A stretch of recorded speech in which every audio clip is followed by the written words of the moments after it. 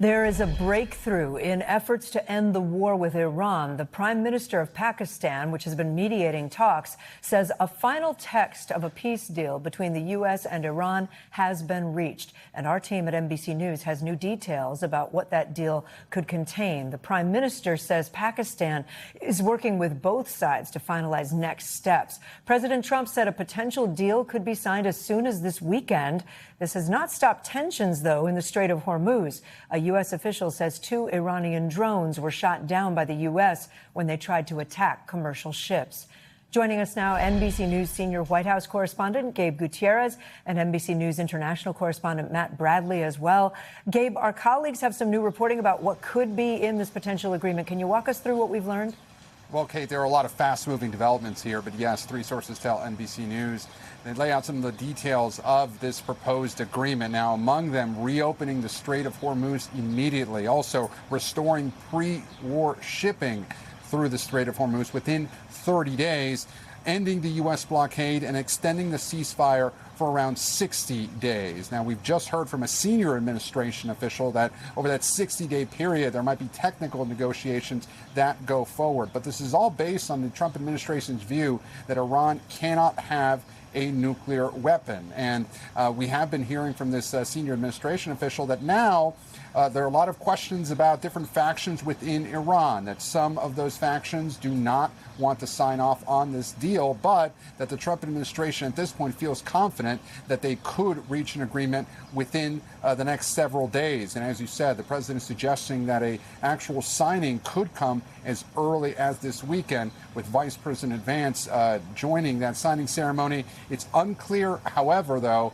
according to a senior administration official, whether the Iran supreme leader, the Ayatollah, has signed off on this deal. According to that senior administration official, he's reportedly comfortable with the agreement. The president saying yesterday that it was his understanding that the new Ayatollah had approved of this. But at this point, we have not heard directly from him. And so that remains an open question as these negotiations move forward, Kate.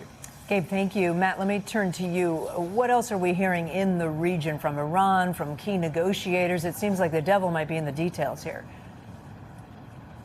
Yeah, definitely. And one of the things we keep hearing over and over again is that, yes, the deal is within striking distance, but that it has not been totally signed on to yet by all of the different regional players. There's a lot of moving parts here in the Middle East, as Gabe kind of laid out there. One thing, one sort of through point that you can see in all of these different comments from all of these different countries is they're decrying fake news. Everybody is very, very frustrated with the amount of information that is either, well, some would call it true, some would call it false, but a lot of leaking that has been going on that some people have even said is scuttling the deal and hurting the diplomacy. We even heard from Shehbaz Sharif, the Pakistani prime minister, really taking to task all of these, what he would be calling these deliberate leaks. Now, the Israelis have come out, and we just heard from the defense minister of Israel. Important to note here, Kate, the Israelis weren't really part of these negotiations, even though they were very, very much a part of the main war with Iran. They were siding allied with the United States when this whole thing started back on February 28th.